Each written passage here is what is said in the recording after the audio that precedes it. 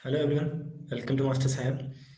आज का फंडामेंटल का हमारा डे टू क्लास है और डे टू हम लोग कंप्लीट करेंगे कि फंडामेंटल में टाइप्स ऑफ कंप्यूटर कितने होते हैं, क्या होते हैं, है ना। पिछली क्लासेस में हमने देखा जनरेशन ऑफ कंप्यूटर। इससे पहले हमने कंप्यूटर की विशेषता देखी और कंप्यूटर होता क्या है ये देखे और किस किस जनरेशन में कौन कौन से टेक्नोलॉजी का यूज किया गया था वो हम लोग चेक किए। ठीक है, first generation, second, third, fourth and fifth generation, सारे जनरेशन हमने एक एक करके देखे।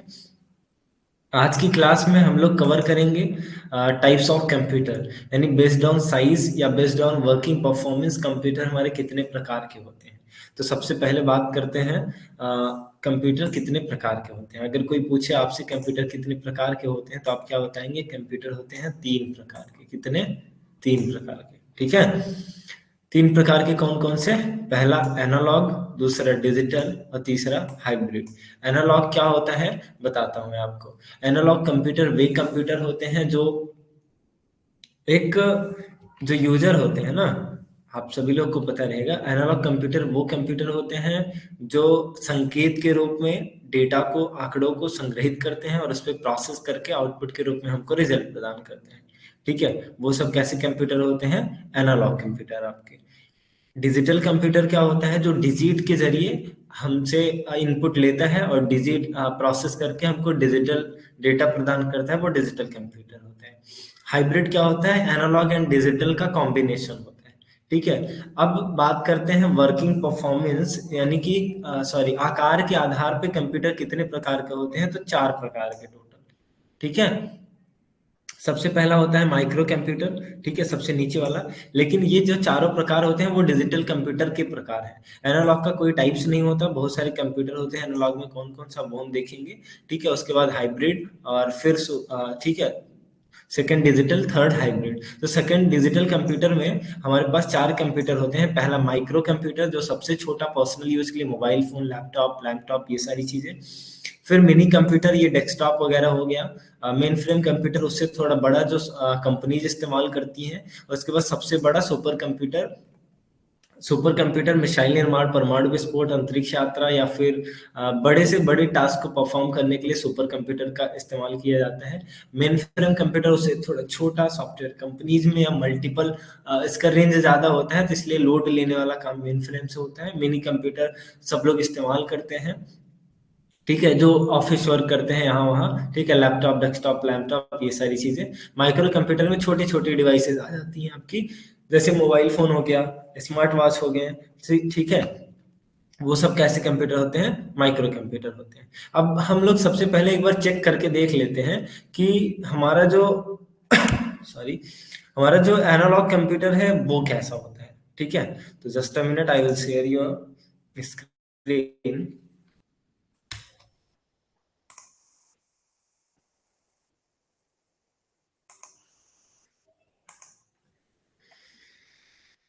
ठीक है, तो मैं यहाँ से आपको स्क्रीन दिखाता हूँ। ठीक, चलिए स्क्रीन दिख रहा है। यहाँ पे हम लोग क्या करते हैं, सर्च करते हैं आपका एनालॉग कंप्यूटर। ठीक है, एनालॉग कंप्यूटर।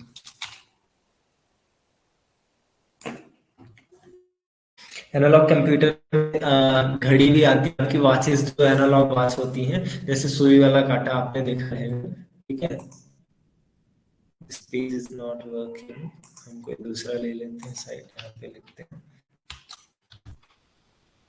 Analogue computer.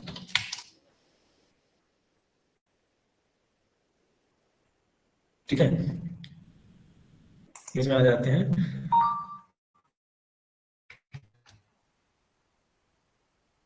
ठीक है, जैसा कि आप लोग पूछ पा रहे हैं कि कंप्यूटर है एनालॉग कंप्यूटर। वो सभी कंप्यूटर जो एनालॉग होते हैं, वो सभी कंप्यूटर एनालॉग होते हैं जिनसे हम लोग क्या करते हैं,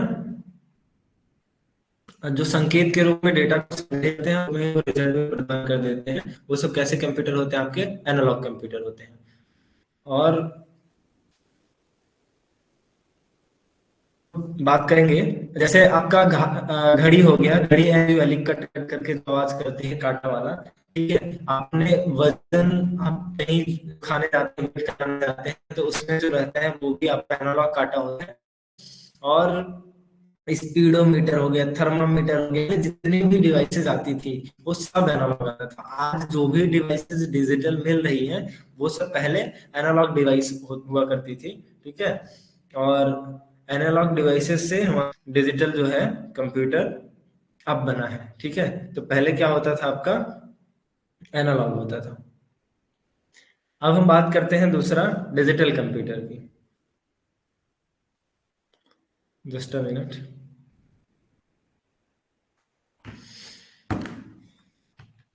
डिजिटल कंप्यूटर क्या होता है?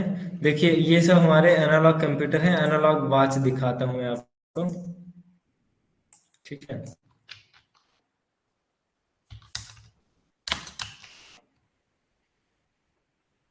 ये देखिए, ये जितने भी घड़ी हैं ये सब कैसी घड़ी हैं?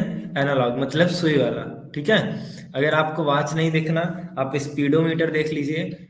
आप कार में, बाइक में, जीप में पहले आपको ऐसे स्पीडोमीटर, जितना आप एक्सीलरेटर देते हैं उतना आगे जाता है ना, तो ये संकेत के माध्यम से कांटे को ऊपर ले जाता है, 30, 40, 50, 60। ये हो गया आपका एनालॉग। ठीक है।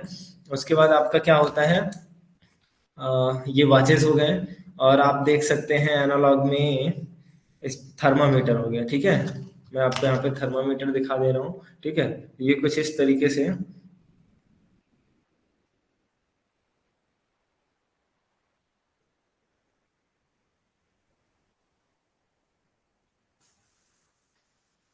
ठीक है। तो ये थर्मामीटर हमारा कैसा है? एनालॉग। हम यहाँ पे आ जाते हैं दूसरे स्क्रीन पे जस्ट। अब आपको बताते हैं डिजिटल कंप्यूटर क्या होता है। ठीक है।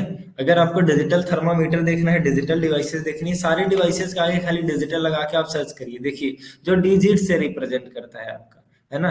ये डिजिटल थर्मामीटर हो गया। आपको सेम वॉच अगर देखनी है तो वही वॉच आपको क्या मिलेगा? डिजिटल मिलेगा। ठीक है। सॉरी गलत टाइप कर दिया लेकिन आ गया। ठीक है। तो यहाँ पे देखिए जो डिजिट से रिप्रेजेंट कर रही हैं सारी वॉचेस आपकी डिजिटल हो चुकी हैं। और वॉचेस ही नहीं, स्पीडोमीटर से लेके इवन जितनी भी चीजें हैं, ये देखिए आजकल बाइक में, कार में आपको 70, 80, 90, 91 भी जाना रहेगा ना, तो आप वहां पे देखेंगे आपको कांटा दिखता रहेगा। तो ये जितनी भी चीजें हैं हमारी, वो सब कैसा है? ये सब डिजिटल है। डिजिटल कंप्यूटर इसको बोलते हैं। अब डिजिटल कंप्यूटर चार प्रकार के होते हैं। सबसे पहला कौन सा कंप्यूटर? Micro computer. मैं यहाँ पे दिखाता हूँ माइक्रो कंप्यूटर। ठीक है। आप देखिएगा ये क्या है हमारा? माइक्रो कंप्यूटर, छोटा छोटा कंप्यूटर। और हमारा मोबाइल फोन वगैरह सब कुछ माइक्रो कंप्यूटर में आता है। ठीक है। माइक्रो कंप्यूटर के बाद अगर हम बात करें मिनी कंप्यूटर की, जहाँ पे आप मिनी कंप्यूटर में डेस्कटॉप, लैपटॉप ये सब देख सकते हैं। पहले ऐसे ऐसे कंप्यूटर होते थे, टीवी बड़ा वाला, है ना। तो ये आपका मिनी कंप्यूटर के अंदर आता है। और उसके बाद आपका होता है थर्ड, मेन फ्रेम कंप्यूटर। ठीक है।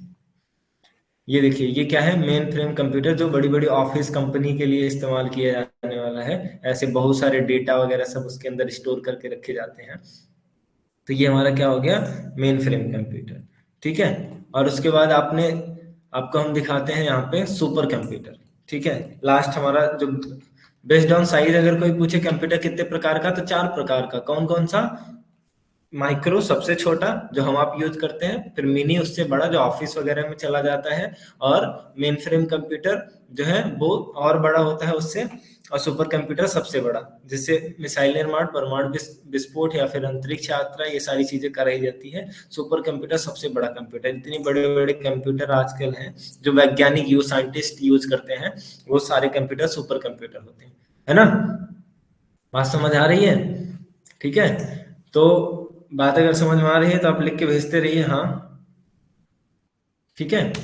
गुड। चलिए आगे बढ़ते हैं। अगला क्या है हमारा? Hybrid computer. अब मैं यहाँ पे आपको दिखाता हूँ हाइब्रिड कंप्यूटर क्या होता है। ज्यादातर हॉस्पिटल्स में हाइब्रिड कंप्यूटर का इस्तेमाल किया जाता है, जिसमें एनालॉग एंड डिजिटल दोनों का कॉम्बिनेशन होता है। ये देखिए मैंने हाइब्रिड कंप्यूटर सर्च कर दिया। अब ये जो दिख रहा है आपको ना, यहाँ पे देखिए पल्स चल रही है ऊपर नीचे, संकेत के माध्यम से डेटा रिप्रेजेंट कर रहा है, तो ये एनालॉग हो गया। और इसके बगल में आपको यहाँ पे डिजिट दिख जाएगा, तो इसलिए वो हाइब्रिड हो गया, मतलब वो डिजिटल भी हो गया। तो दोनों चीज की विशेषता जिस कंप्यूटर के अंदर होती है उसे हाइब्रिड कंप्यूटर कहा जाता है। है ना। आप देखिए यहाँ पे ये आईसीयू वगैरह में जहाँ जहाँ पे भी दिखेंगे आपको हमेशा देखने को मिलेगा सुपर कंप्यूटर, हाइब्रिड कंप्यूटर कैसा होता है, तो दोनों का कॉम्बिनेशन होता है हाइब्रिड कंप्यूटर। आई होप आपको इतनी चीजें समझ में आई रहेंगी, है ना। आगे बढ़ते हैं हम और बात करेंगे अपने, हम स्लाइड के ऊपर आ जाते हैं फिर से। ठीक है।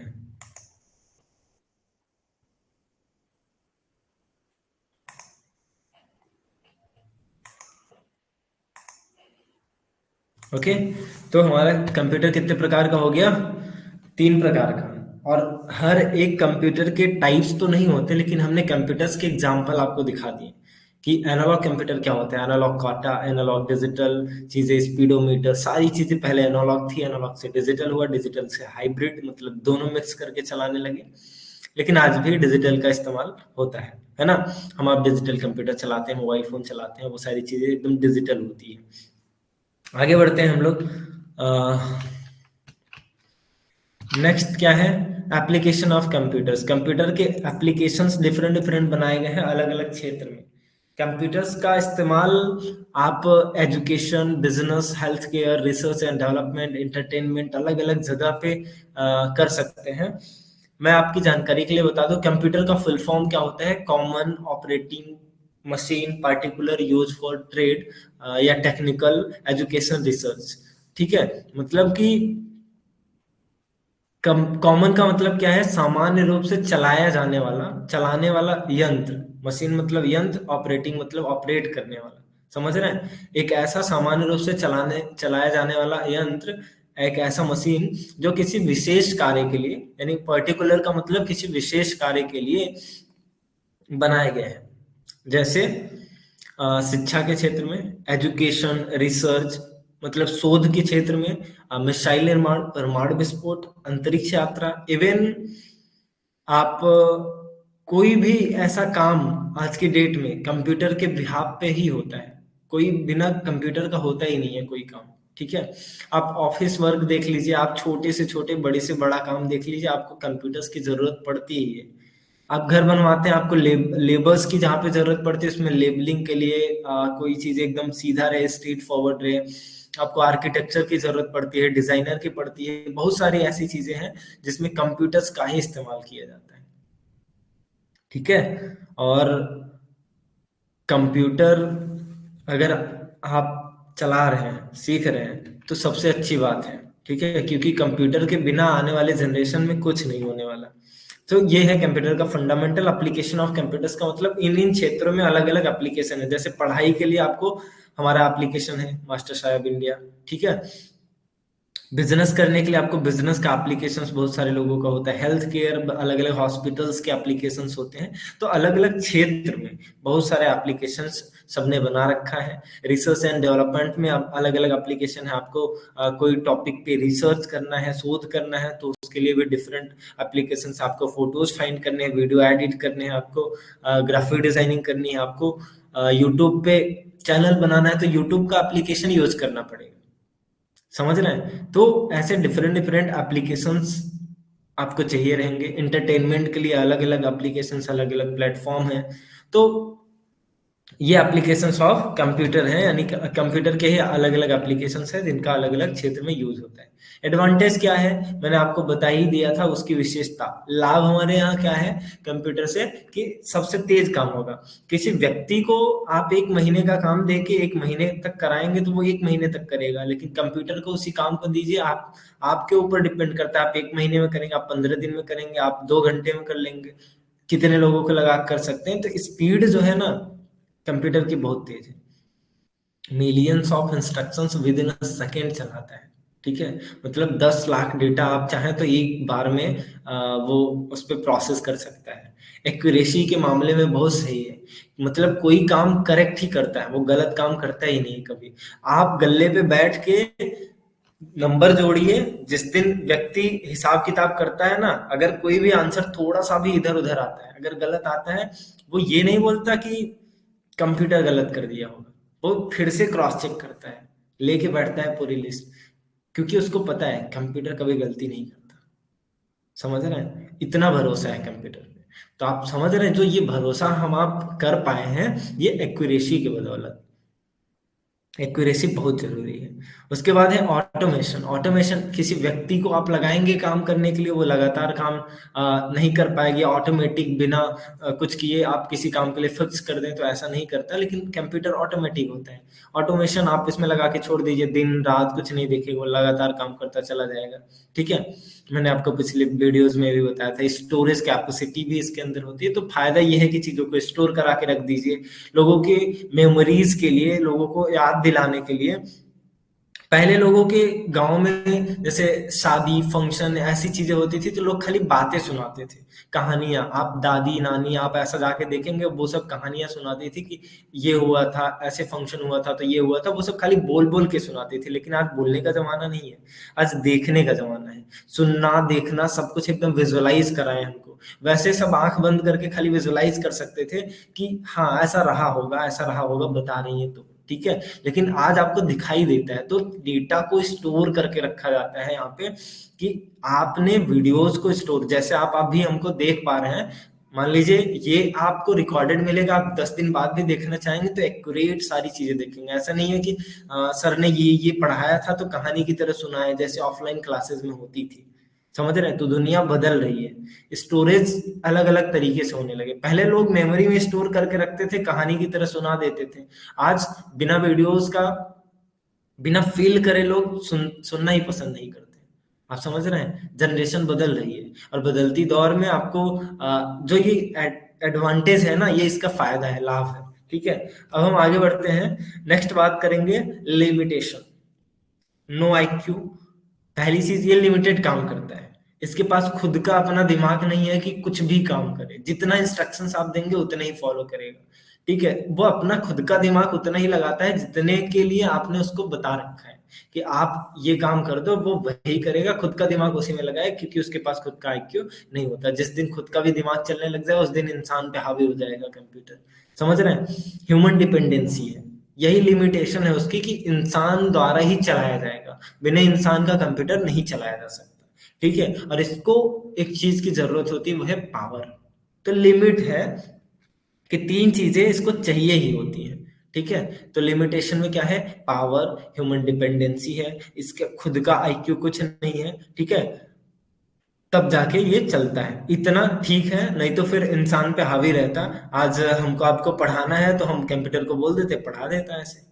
समझ रहे हैं, तो हमको आके नहीं बैठना पड़ता, लेकिन हमको चलाना पड़ता है, या आपको पढ़ने के लिए आपको ओपन करना पड़ता है। नहीं तो एआई रहता, वही एग्जाम दे के वही सब कुछ निकाल देता, आपको पढ़ने की जरूरत नहीं पड़ती। समझ रहे हैं, तो ये जो ह्यूमन डिपेंडेंसी है, ये अच्छी भी चीज है कि बनी रहनी चाहिए कंप्यूटर्स के ऊपर, है ना।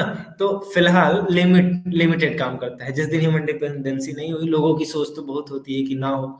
ठीक है, so thank you for watching this videos. ठीक है, आज के लिए हमारा इतना ही टॉपिक था कंप्यूटर के बारे में। ठीक है, और भी विशेष बात हम लोग करेंगे कंप्यूटर्स के बारे में। ठीक है, ऑपरेटिंग सिस्टम्स क्या होते हैं, अगली क्लासेस में इनपुट आउटपुट डिवाइसेस के बारे में समझेंगे, कैसे किसी भी डिवाइस को देख के आप पहचान जाएंगे कि वो इनपुट डिवाइस है या आउटपुट डिवाइस है। वो चीजें हम उसमें बताएंगे आपको नेक्स्ट क्लास में, है ना।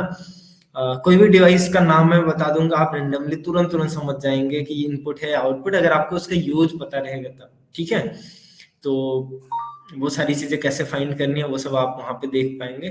ठीक है, चलिए, ऑल द वेरी बेस्ट। आज के लिए इतना ही, मिलते हैं नेक्स्ट वीडियो में।